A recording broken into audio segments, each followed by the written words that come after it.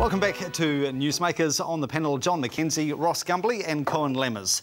National's first anniversary. The nation overall seemed pretty happy. How would you rate the John Key-led government in year one? Very quickly, Coen. Actually, in tomorrow's editorial, we're writing about this and we've rated him 7 out of 10. Wow. It's done okay, but most of the progress, especially on the economy, has been made because of all the factors happening outside of New Zealand and beyond John Key's and national control, especially the Australian economy picking up that well, the New Zealand dollar.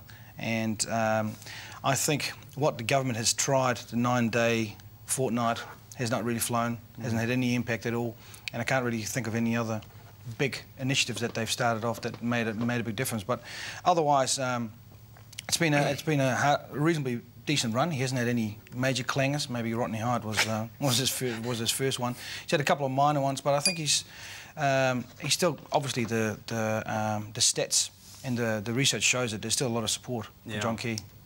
Are you confident in this government? Are you happy with your first year? Look, I think so, and I think some of the feedback that's done recently, I forget which newspaper did it, but it wasn't you guys, I don't think, was the US talk show. The Letterman was apparently the most successful initiative in the last 12 months. Well, you know, I'm thinking if that's the most successful, because there was the cycleway, there's the ACC scare tactic thing, there's the too soft on criminals. I mean, I voted the colour of the asset.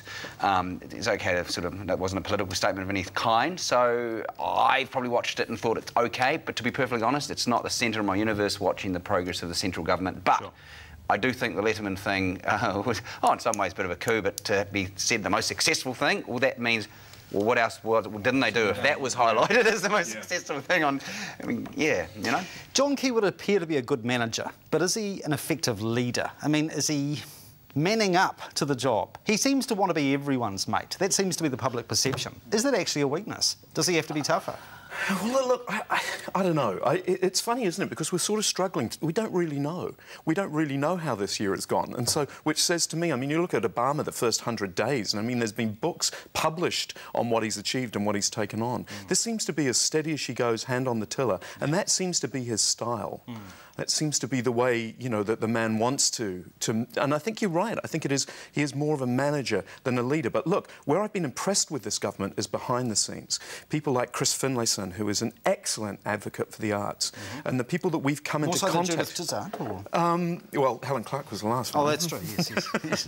which was fantastic, but she had a few other concerns, you know. True. And so Finlayson, the people that we've dealt with from the Court Theatre's point of view, have been excellent. Been really good, but it does feel... I don't think we've had the defining issue yet, and that might be the seabed. You know, how they deal with this could sort of rate the first sort of 18 months of this government. I know we've got a lot of time, but just quickly, the smacking referendum, though, we did spend millions on it, and then they ignored it. And coming from the cycle perspective as well, I think the National Cycleway, fantastic idea, bring it on, so long as it's sealed. Well, on the local front, plans for a Canterbury cycleway from the mountains to the sea seem to have struck a hurdle. Railway tunnels. ECAN, as you will have seen in the press a couple of days ago, is concerned that the tunnels could prove to be too tempting for cyclists like John McKenzie on a long, steep ride. And the proposed cycleway would closely follow the Midland Railway line from Arthur's Pass to the Plains. John, what do you make of it? Well, ECAN obviously came out initially saying it's a fantastic idea, and it was like they're fully that needs to be on the front foot with this national cycleway, and it's going to fit in nicely to that, and it's going to be awesome, and with some obvious diversions for tunnels and things. I personally think it's a really good idea of linking. There's a proven track record of success with these sort of initiatives in other parts of the world and other parts of the country. It is magnificent terrain, it is awesome scenery, mountains to the sea, cycleway. I do think it would be a tourism drawcard if it's done right. Do you like the look of it? Yeah, I do. I think it's a great idea. Basically, he's said everything I was going to say. And the major concerns that have now popped up, they're not insurmountable. You know, they can fix them. But especially anyone who's been to Central Otago, you know what that's done for Central Otago, the track. And if that can, people love the tunnels. People go into a tunnel, it should only take a few minutes and spend an hour in there. God knows what else they do, but, you know. But you wouldn't be wanting to go into a live tunnel, would you?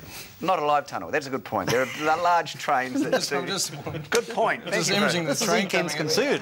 But you'd only make that mistake once.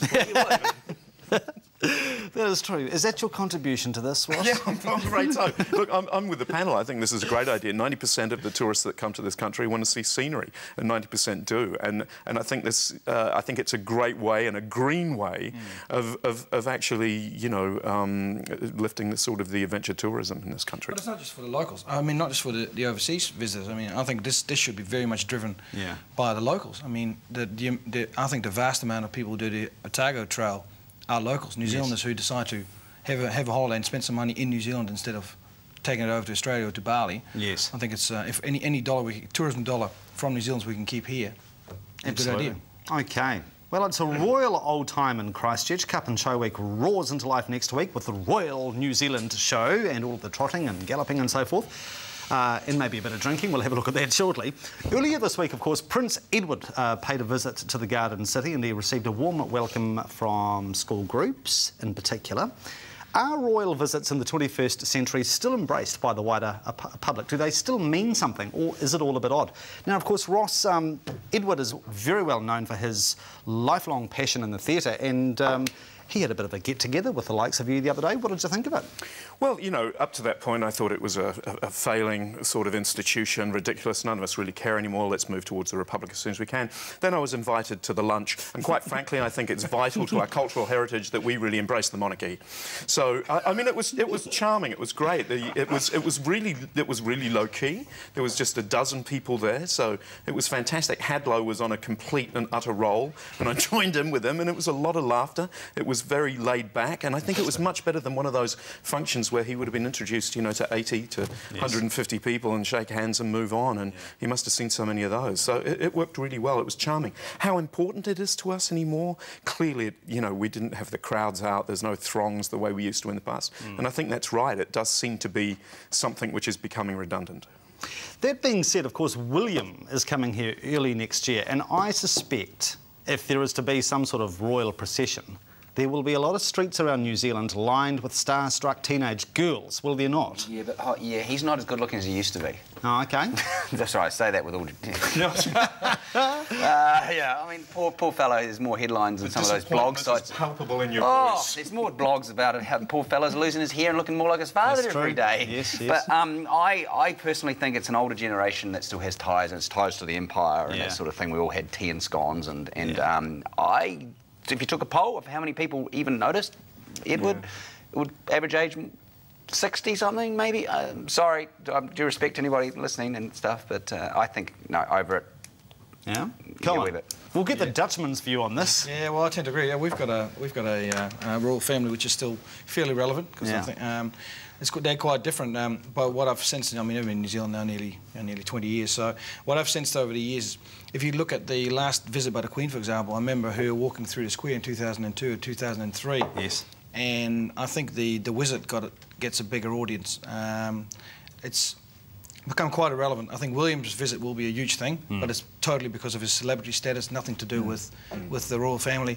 And if the Queen would hand over the crown, I think that's the end of it. I think then a lot of New Zealanders will turn around and say, yeah, we like the Queen, but I don't think we can relate it all to Charles anymore. We'll just move on. Interesting. Yeah. All right. Before we go to the break, just a quickie on Show Week, and a threat to strip Cup Day organisers of the right to sell booze has prompted a major crackdown on drunks. Apparently over 140 security guards are going to be deployed to Addington on Tuesday, and intoxicated racegoers will be sent packing, supposedly. Do you think this is actually going to happen, or is this just all rhetoric? Very quickly around the grounds, Coen. I better behave myself tomorrow on Tuesday. I think it should happen. There's absolutely no doubt it should happen. Anyone who's seen the pictures year after year after year of drunken teens, for a certain age group, it seems to be the main goal going to the race is just to get absolutely hammered. They've got no relevance to anything that's happening near the racing or the gambling or whatever, just to get hammered as fast as they can. I think we can all do without that. Okay, John? I'm going to be interested to see if it actually happens and how they manage to do it, because it is what. There is a segment that just get hammered, and look, I freely admit I've been to lots of them and have never seen a horse race. But to me, it is about. I know there's horses somewhere, but you know, that way. But it is about the networking, and if you enjoy a few drinks as part of it, but you just see people getting so hammered. It's not, and I question now whether it's a good look for the city. It's a great social networking occasion. Sure. But, yeah, a lot of alcohol, and how are they going to do it? It's a big culture change, isn't it, that's being asked for here? What Absolutely. I can't wait till the TAB opens the book. You know, first person to be kicked out for being drunk. Brilliant. Let's get the odds on that. You get the quinella. You know, brilliant. I mean, I don't know. I've never really been to racing or drinking a lot, so I can't add much to this. Ah, too busy swanning around with Edward, aren't you? Yes. All right, we'll take a break. Coming up, the steer that got shot a few days ago has ruffled a few feathers. We'll have a look at that and the big sporting weekend. Do stay with us.